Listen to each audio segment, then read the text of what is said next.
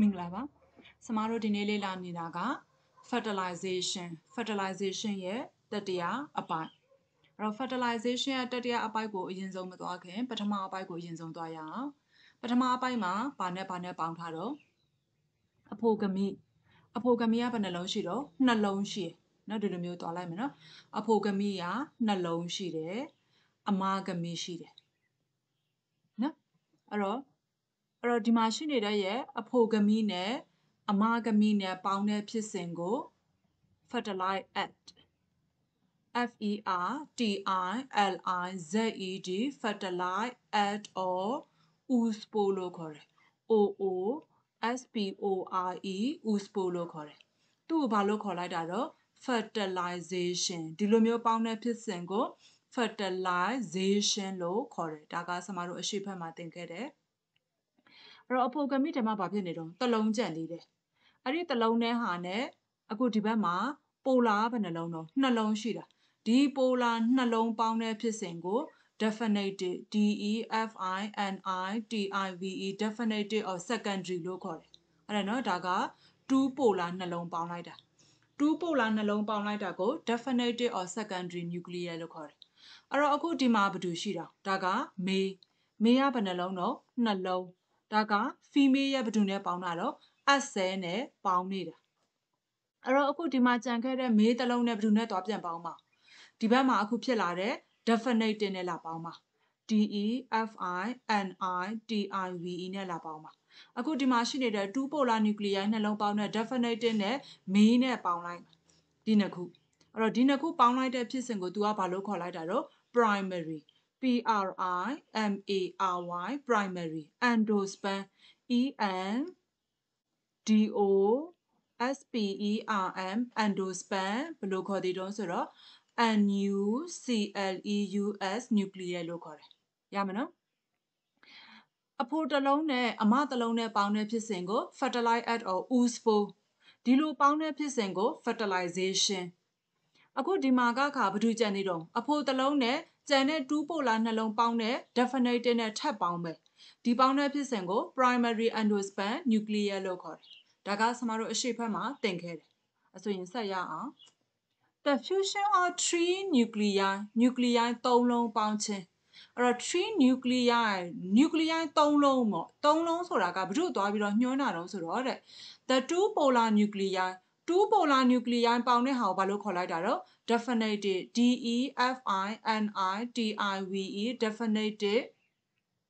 definitive ဘာလို့ခေါ်တော့ definitive or secondary nuclear လို့ခေါ်ထားတယ်ဟုတ်တယ်နော်2 polar nuclei ပေါင်းတာက definitive or secondary nuclear and the မေးဂမိအဖိုဂမိ is therefore done ဒီ3ခုပေါင်းတာကို triple fusion တရိနောခြင်း3ခုပေါင်းလိုက်တဲ့ဖြစ်စဉ်မလို့ triple လို့ခေါ်တာ2ခုပေါင်းတဲ့ဖြစ်စဉ်မလို့ double လို့ခေါ်ပါအဲ့ဒါဆိုရင်စမရှေ့တက်ပြီအဖိုဂမိနဲ့အမဂမိပေါင်းတာကို fertilization လို့ခေါ်တယ်အခုဒီမှာဘာလို့ခေါ်တော့ဒီမှာ2ပိုလာပေါင်းထားတာမလား POLA ပိုလာအဲ့တော့ဒီမှာက2ပိုလာကတစ်လုံး2ပိုလာတစ်လုံးနှလုံးမေဂမိနဲ့ဆိုရင်3လုံးဒီ3ခုပေါင်းတဲ့ဖြစ်စဉ်ကို तू ကဒီမှာနာမည်တက်ပြီးခေါ်လိုက်တယ်ဂွင်းထဲမှာဘာလို့ခေါ်ပြီးတော့ triple triple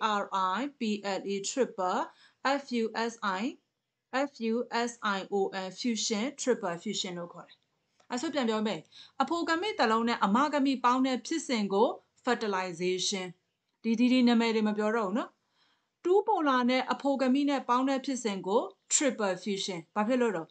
nuclei 3လုံးပေါင်းတဲ့ဖြစ်စဉ်မလို့ triple fusion ဒီမှာတော့အဖိုဂမိအမဂမိပေါင်းတဲ့ဖြစ်စဉ်မလို့တရေအောင်ချင်း fertilization လို့ပြောတာစာအုပ်ကြည့်ပြီ the fusion of 3 nuclei 3ခုဒီ3ခုကိုပြန်ရှင်းထားတယ် the 2 polar nuclei and the မေးဂမိအဖိုဂမိနဲ့2 polar နှလုံးပေါင်းတဲ့ in therefore done နာမည်ခေါ်လိုက်တဲ့ triple fusion အဲ့တော့ one မေးဂမိ fuse with the acid အဖိုဂမိတစ်လုံးနဲ့အမဂမိနဲ့ပေါင်းတယ်အဲ့ဒါကဘာကြီးတော့ fertilization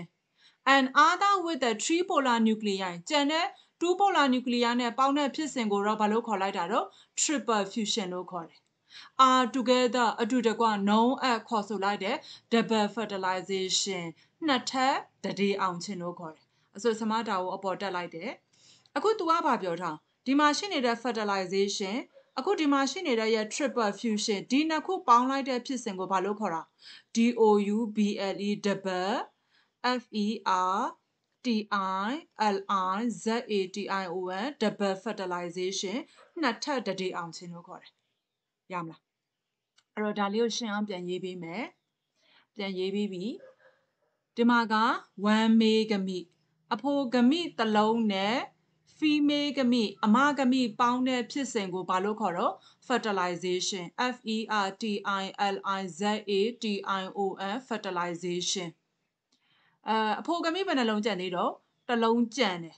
ကျန်တဲ့တစ်လုံးနဲ့ဘယ်သူနဲ့ပေါင်းမှာတော့2 polar nuclei နဲ့မပေါင်းတာမဟုတ်လားဟုတ်တယ်နော် POLA polar 2 polar nuclei နှလုံးပေါင်းတဲ့ဖြစ်စဉ်ကိုသူဘာလို့ခေါ်လိုက်တာတော့ triple fusion TRIPLE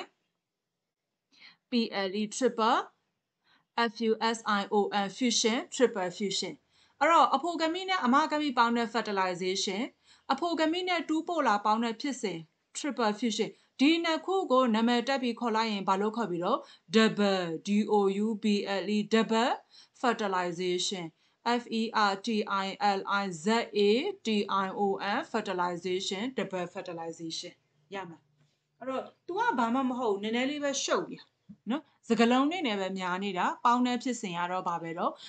အဖိုဂမိကနှလုံးပဲရှိတယ်အမဂမိကတော့ဘယ်နှလုံးရှိတော့8လုံးရှိတယ်အဲ့ဒီမှာတို့အခုဒီမှာပြီးတော့တာကတစ်လုံး2 polar နဲ့ဆိုရင်နှလုံးဆိုတော့စုစုပေါင်း3လုံးအမဂမိကဘယ်နှလုံးကျန်တော့9လုံးကျန်မှာအဲ့တော့အဖိုဂမိနဲ့အမဂမိတစ်လုံးပေါင်းရင် fertilization အဖိုဂမိနဲ့2 polar နှလုံးပေါင်းတဲ့ဖြစ်စဉ်ကို triple fusion ဒီ fertilization နဲ့ဒီ triple fusion နှစ်ခုကိုနာမည်တက်ပြီးခေါ်လိုက်တယ် double fertilization နော်ကဲအဲ့တော့ဒီအတွက်လေးကိုပြန်ပြောပြီး the fusion of 3 nuclei 3ခု that is ဆိုလိုတာက the 2 polar nuclei polar width နှလုံးပေါင်းတယ် and the megami အဖိုဂမိကို is therefore term ခေါ်လိုက်တဲ့ triple fusion တွေ့နော်ခြင်းလို့ခေါ်တယ် one megami fused with the acid အဖိုဂမိတစ်လုံးနဲ့အမဂမိတစ်လုံးနဲ့ပေါင်းသည် and the other ကျန်တဲ့အဖိုတစ်လုံးနဲ့ with the 2 polar nuclei polar နဲ့ပေါင်းလိုက်တယ် and that is why this process ဒီဖြစ်စဉ်ကိုအဖိုဂမိနဲ့အမဂမိပေါင်းတာက fertilization 2 polar နဲ့အဖိုနဲ့ပေါင်းတာက triple fusion အခုဒီမှာရှိနေတဲ့ fertilization နဲ့ triple fusion ကို are together အတူတကွ known as ခေါ်လိုက်တဲ့ double fertilization ရမယ်နော်စာရီကအတန်ထွက်ဖက်ပြီး the fusion of 3 nuclei 3ခု that is ဆိုလိုတာက the 2 polar nuclei and the megami အဖိုဂမိ and the megami အဖိုဂမိ is therefore done triple fusion is therefore terms triple fusion one megami fused with the acid one megami fused with the acid and the other with the 2 polar nuclei and the other with the 2 polar nuclei that is why this process of fertilization and triple fusion are together known as double fertilization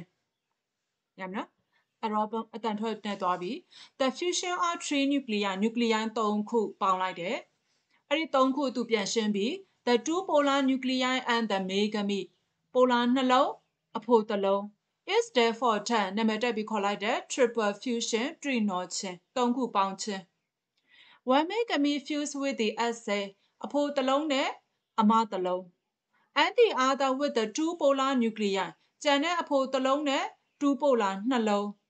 and that is why this process of ပထမအဖိုနဲ့အမနဲ့ပေါင်းလိုက်တာက fertilization 2 polar နဲ့အဖိုနဲ့ပေါင်းလိုက်တာက triple fusion are together known as အတူတကွခေါ်လိုက်တဲ့ double fertilization နှစ်ထပ်တတိအောင်ခြင်းလို့ခေါ်တယ်ရပြီနော်အဲ့ဒါကပထမတစ်ပိုက်ကိုပြီးသွားတာဆက်ပြီး during the process of fertilization နဲ့တတိအောင်နေတဲ့အတော်အတွင်းဆိုတာဘာကိုပြောချင်တာအခုပေါင်းနေတဲ့ဖြစ်စဉ်အတော်အတွင်းလို့ပြောတာအခုပေါင်းနေတဲ့ဖြစ်စဉ်အတော်အတွင်းဆိုတာကလည်းဘယ်လိုမျိုးတော့အဖိုဂမိနှလုံးအမဂမိက9လုံးအဲ့ဒီ9လုံးမှာအခုပေါင်းလိုက်တဲ့ဟာဘယ်နှလုံးပြီးသွားပြီတော့ဘယ်နှလုံးပြီးသွားပြီတော့အဖိုဂမိနှလုံးကပြီးသွားပြီ amagamiga 3 လုံးပြီးသွားပြီဘယ်နှလုံးကျန်တော့5 လုံးကျန်တယ်အဲ့တော့အဲ့ဒီ5 လုံးကဘယ်သူတွေကျန်မှာတော့တစ်ချက်ကြည့်ပါအောင် embryo set ထဲမှာအကြီးဆုံးအလုံးက S ကျန်တဲ့နှလုံးက synagid အဲ့တော့ဒီမျိုးကာလာကွဲအောင်လုပ်လိုက်မယ်အလဲမှာရှိနေတဲ့နှလုံးက2 polar nuclei ဟုတ်တယ်နော်2 polar နှစ်ခုကပြီးသွားပြီဒီမှာရှိတဲ့ S ကပြီးသွားပြီအဲ့တော့ဘယ်သူကျန်မလို့ကျန်တဲ့နှလုံးကဒီမှာကနဘေးမှာ synagid ကျန်မယ်ဘေးမှာ synagid ကျန်မယ်ထိတ်ဆုံးမှရှိနေတဲ့အစွန်းမှရှိနေတဲ့3ခုကိုဘယ်လိုခေါ်တော့ antipodal cell အဲ့တော့ဆမဒီမှာအမဲရောင်ပေါ့နော်အမဲရောင်ခြေထားတဲ့ဘယ်နှလုံးတော့3လုံးအောက်ဘက်က4လုံးဒါနဲ့ဆိုရင်5လုံးကျန်တယ်5လုံးကျန်ပြီအဲ့တော့အဲ့ဒါလေးတွားရအောင် during the process of fertilization တတိအောင်နေတဲ့အတော်အတွင်းမှာ the synagid အကူဆဲက direct ညွှန်းပြတယ် the male gamete အဖိုဂမိကို toward the S အမဂမိရှိတဲ့နေရာစီကိုညွှန်းပြတယ် and the polar nuclei polar တွေရှိတဲ့စီကိုညွှန်ပြတယ်အဲ့တော့အောက်ကနေနေပြီးတော့သူကဘာတူဝင်လာမှာအဖိုဂမိဝင်လာမှာမလားဝင်လာတဲ့ဟာကိုတဲ့ဒီ synagid ကဘာလုပ်မလို့ဒီမှာအမဆဲဒီမှာက2 polar nuclei ဆိုတော့သူကညွှန်ပြမယ် they then disintegrate ပြီးတော့ဘာဖြစ်သွားမလို့ disintegrate ပျက်စီးပြီးပျောက်ကွယ်သွားပါတယ်အဲ့ဒါဆိုရင်အခုဒီမှာရှိနေတဲ့ရဲ့ synagid ကဘာဖြစ်သွားမလို့ disintegrate ဖြစ်သွားတယ်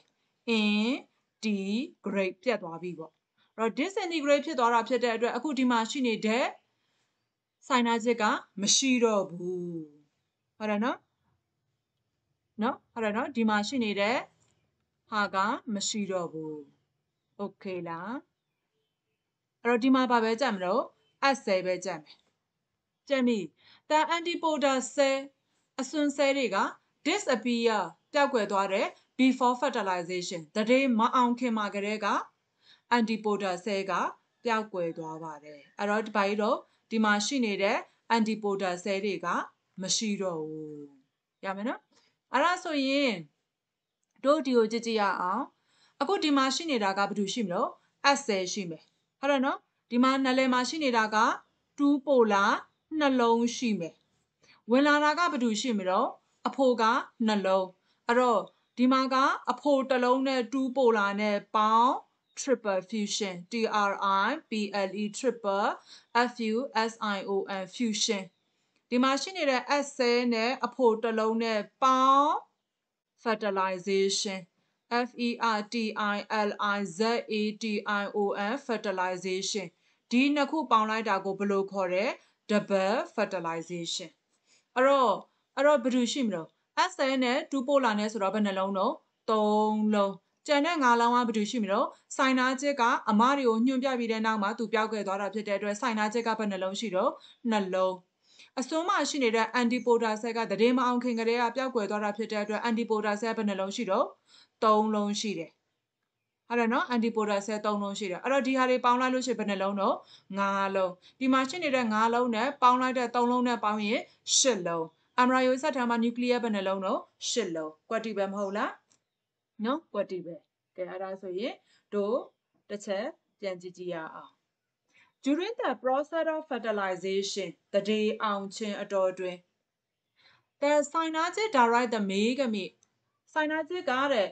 male gamete ကိုညွှန်းပြပေးတဲ့ဘလို့ညွှန်းပြပေးတော့ဆိုခါကြတော့ the cell the S cell and the polar nuclei ဒီမှာအမဂမိရှိတယ်ဒီမှာ polar nuclei ရှိတယ်ဆိုပြီးတော့သူဘာလုပ်တော့ညွှန်းပြတယ် they then disintegrate ပြီးတော့သူပျောက်ကွယ်သွားတယ်ပျက်စီးသွားတယ် the antipodal cell disappear before fertilization အစွန်းမှာရှိနေတဲ့ cell နှစ်ခုကတော့ဘာလို့အရင်ကတည်းကပျောက်ကွယ်သွားပြီအဲ့တော့ဘယ်နှလုံးပဲကျန်တော့3လုံးနဲ့အဖုံနှလုံးနဲ့ပေါင်းလိုက်တဲ့တတိအောင်ခြင်းဖြစ်သွားတယ်ရမယ်နော်အတန်တွဲဖတ်ပြီး during the process of fertilization the synagid direct the male gamete toward the S cell and the polar nuclei they then disintegrate the antipodal cell disappear before fertilization ပြန်ပြောပြီးတတိအောင်နေတဲ့အတော်အတွင်း during the process of fertilization synagid ကညွှန်ပြတယ် the synagid direct the male gamete ဘဒုတွေကိုညွှန်ပြမှာတော့ toward the S cell and the polar nuclei ဒီမှာ S cell ရှိတယ် ဒီမှာ polar nuclei ရှိတယ်ဆိုတာဘာလို့ညွှန်ပြမလို့အဖို့ cell တွေကိုညွှန်ပြတယ် they then disintegrate အဲ့လိုမျိုးညွှန်ပြပြီးတဲ့နောက်မှာ2ကပျက်စီးသွားတယ် the antipodal cell disappear before fertilization အစွန်းမှာရှိနေတဲ့ cell 3ခုကလည်းဘာဖြစ်သွားတော့တတိမအောင်ခင်မှာပဲကိုပျက်စီးသွားပြီ during the process of fertilization the synapse direct the megame toward the egg cell and the polar nuclei they then disintegrate the antipodal cell disappear before fertilization ညမလားအဲ့တော့အခုကဘာတွေပြီးသွားတာတုံးဆိုတော့အဖိုဂမိရှိတယ်အမဂမိရှိတယ်အဖိုဂမိနဲ့အမဂမိထဲမှာရှိနေတဲ့ရဲ့ဟာကိုဘာဖြစ်သွားလို့ तू ကပေါင်းပြလိုက်တာနော်အဲ့တော့ဒီအကြီးရပါ ਈ တော့ဒီအကြီးအလုံးကြီးက nucellus ထဲမှာဘာလို့ရှိတော့ embryo set ထဲမှာအလုံးဘယ်နှလုံးတော့8လုံးအကြီးဆုံးအလုံးကို egg cell ကျန်တဲ့နှလုံးက synapse ၎င်းရဲ့အစွန်းတစ်ဖက်မှာရှိနေတာက antipodal cell အလယ်မှာရှိနေတဲ့နှလုံးကို two polar nuclei အဲ့တော့အဲ့ဒီမှာကိုစမချဲလိုက်ပြီးအခုဒီမှာအမဲရောင်စချဲပြီအခုဒီမှာရှိနေတဲ့ egg cell ရှိတဲ့နေရာကိုဘယ်သူကညွှန်ပြမှာ synapse ကညွှန်ပြမယ်ဘယ်သူညွှန်ပြမှာဝင်လာမဲ့ပိုလန်ကျုရဲ့ထိပ်မှာဘယ်သူရှိမလို့အဖိုဂမီနှလုံးရှိမှာဟုတ်တယ်နော်အဖိုဂမီနှလုံးရှိနေတာအဲ့ဒီနှလုံးကိုဒီမှာအမရှိတယ်ဒီမှာ polar nuclei ရှိတယ်ဆိုတော့ तू ညွှန်ပြမယ်အဲ့ဒီညွှန်ပြဖို့အတွက်ဒီပိုလန်ကျုရဲ့ထိပ်ကဘာဖြစ်သွားမလို့ပျောက်သွားမယ်အဲ့ဒါနော်ပိုလန်ကျုရဲ့ထိပ်ကပျောက်သွားလိမ့်မယ် sorry ပိုလန်ကျုရဲ့ထိပ်ကနေနေပြီးတော့ပျောက်သွားလိမ့်မယ်ပျောက်သွားတဲ့ရဲ့ပိုလန်ကျုရဲ့ထိပ်ကနေနေပြီးတော့ဘာဖြစ်သွားမလို့မေဂမီတွေဝင်လာမယ်ဝင်လာတဲ့မေဂမီကဒီမှာရှိနေတဲ့ egg cell နဲ့ तू ဘာလုပ်လိုက်မအောင်ပေါင်းလိုက်တဲ့ဟာเนาะအခုဒီမှာရှိတဲ့ egg cell နဲ့ဒီမှာရှိနေတဲ့မေးနဲ့ပေါင်းလိုက်တာကို fertilization fertilization အဲ့တော့ဒီမှာရှိနေတဲ့ antipodal cell အစကတည်းကဘာဖြစ်သွားပြီလို့ပျက်စီးသွားပြီအဲ့တော့အခုဘာတူကျန်တာတော့ two polar nuclei ကျန်တယ် two polar nuclei နဲ့ဒီထဲကနေဝင်လာမဲ့ဘာတူနဲ့ပေါင်းမလို့မေဂမီနဲ့ပေါင်းလိုက်တဲ့ဖြစ်စဉ်ကို triple fusion လို့ခေါ်တယ်အဲ့ဒီ triple fusion နဲ့ fertilization နဲ့နှစ်ခုပေါင်းတဲ့ဖြစ်စဉ်ကို double fertilization လို့ခေါ်ပါတယ်ရမနော်ကဲအဲ့တော့တို့ကဒီမှာကဘာဖြစ်သွားပြီတော့ဆိုရင်အဖိုဂမီအမဂမီပေါင်းတဲ့ဖြစ်စဉ်ကိုသူသွားပေးလိုက်တယ်ပြီးခဲ့တဲ့သင်ခန်းစာမှာသူဘာကိုသွားလိုက်တာတော့ပထမတစ်ပိုင်းအဖိုနဲ့အမနဲ့ပေါင်းတာကိုပြောတယ်အဖိုနဲ့အမနဲ့ပေါင်းတာက fertilization two polar နှလုံးပေါင်းတာက definitive or secondary nucleus ရတယ်နော်အဲ့ဒီမှာရှိနေတဲ့ရဲ့ definitive or secondary နဲ့အဖိုနဲ့ပြန်ပေါင်းတာက primary endosperm nucleus ဟုတ်ပြီအဲ့တော့ပေါင်းလိုက်ပြီးတဲ့ရဲ့နောက်မှာသူ့ကိုနာမည်တက်ပြီးခေါ်လိုက်တဲ့ fertilization double fertilization နဲ့ double fertilization ကို fertilization နဲ့ triple fusion ကိုဘာလို့ခေါ်လိုက်တာတော့ double fertilization လို့ခေါ်တယ်အဲ့လိုမျိုးတွေပြောလိုက်ပြီးတဲ့ရဲ့နောက်မှာဘာကြံသေးတော့ egg cell ထဲမှာရှိနေတဲ့ synapse နဲ့ antipodal cell ရှိတယ်အဲ့တော့ synapse ကအဖိုကိုညွှန်ပြတယ်ဘယ်သူတွေတော့အမရှိရာစီတို့ညွှန်ပြတယ်ပြီးတဲ့နောက်မှာ disintegrate ပျက်စီးသွားတယ် the antipodal cell ကတော့အစကတည်းက before ကတည်းက fertilization ကတည်းကပျောက်ကွယ်သွားတယ်အဲ့တော့ဒီနေရာမှာ before မဟုတ်ဘဲနဲ့ after ဆိုရင်လည်း false ပေါ့အဲ့တော့ဆမကတော့အခုဒီမှာရှိနေတဲ့ပုံကိုပန်းပွင့်ပုံနဲ့အသီးပုံလေးကိုညွှန်ပြထားတယ် simple fruit ရိုးအသီးမှပဲဆိုရင်တော့ဒါကဘာကြီးတော့တတိအောင်တဲ့အကြောင်းဒီမှာ double fertilization နှစ်ခေါက်တတိအောင်နေဆိုအထက်ထဲမှာရှိနေတဲ့ရဲ့ nucleus ပေါင်းလိုက်တယ်အများကြီးနှစ်ထပ်တတိအောင်သွားတယ် fertilization ဖြစ်နေပြီ哦ဒါ fertilization လေ fertilization ဒါ fertilization ပဲဒီအဆင့်ရောက်သွားတဲ့အချိန်မှာဘာဖြစ်သွားပြီလို့ double fertilization ဖြစ်သွားတယ်နော်ဒီဘက်ကိုဆက်ပြီအဲ့တော့သူ့မှာကိုပြန်ပြီးတော့ခွဲထားပြီးတယ်ဒါကရိုးအသီးအဲ့လိုမျိုးဒီအပေါ်မှာတော့ဒါတော့တတိအောင်ချင်းဆိုတဲ့ပန်းပွင့်မှာရှိတဲ့အဖိုဂမီအမဂမီတတိအောင်တဲ့အကြောင်းအောက်မှာရှိနေတဲ့ဟာကဒီလိုမျိုးပထမတစ်ခေါက်တတိအောင်တဲ့အချိန်မှာရိုးအသီးဖြစ်သွားမယ်အပွင့်ကနေဆိုရင်ရိုးအသီးတလုံးထဲသီးတဲ့ဟာထောပတ်သီးတရက်သီး အခုဒီလိုမျိုးအတွဲအများကြီးနဲ့တည်တဲ့ဆိုနှစ်ခေါက်တတိအောင်တဲ့အချိန်ကြလို့ဆိုရင်စပြည့်တီခိုင်လိုမျိုး multiple fruit အတီးအများကြီးနဲ့တည်တဲ့အတီးတွေဖြစ်လာနိုင်တယ်နှစ်ခေါက်တတိအောင်တဲ့အချိန်ရမလားအဲ့တော့အခုဒီဘက်အထိပဲသွားရအောင်အဲ့တော့နောက်တစ်ခါသက်စင်ကြမှာဆမကဘာလုပ်ပေးမလို့ဆိုတော့သူနဲ့သက်ဆိုင်တဲ့ဟာကိုဟွာလုပ်ပေးမယ်မေခွန်းလေးကိုလေ့လာရအောင်ပြီးလို့ရှိရင်ပုံကိုလည်းလေ့လာဖို့လိုရမယ်နော်အဲ့တော့ဟုတ်ပြီနောက်တစ်ခါတတိအောင်သွားတဲ့ sorry ပုံကိုမပြခင်မှာမေခွန်းကိုမသွားခင်မှာဆမကဒီမှာဘာလေးကိုသွားလိုက်ချင်သေးတော့ဆိုခါကြတော့လွယ်လွယ်လေးကိုဆမတို့တော့ကောက်သွားပြန်ကြည့်မယ်ဒါကအဖိုကမိဒီမှာပေါင်းလိုက်မဲ့ဟာကအမကမိရဲ့ S ကိုပေါင်းလိုက်မယ်ဒီနှစ်ခုပေါင်းတဲ့ဖြစ်စဉ်ကိုနာမည်တက်ပြီးခေါ်လိုက်တာကသူကဘာလို့ခေါ်လိုက်တာတော့ primary ဟုတ်တယ်နော် sorry သူ့ကို fertilize s f e r t i l i z e d fertilize at ဒါမှမဟုတ်ရင် uspo o o s p o r e uspo ဒီဖြစ်စဉ်ကိုခေါ်တာက fertilization f e r t i l i z a t i o n fertilization ဟုတ်ပြီအဲ့တော့နောက်တစ်ခုထပ်ပေါင်းပြီဒီမှာရှိနေတာကမေဂမိပြီးခါကျတော့ဘာနဲ့ပေါင်းမလို့2ပိုလာနှလုံးနဲ့ပေါင်းမယ်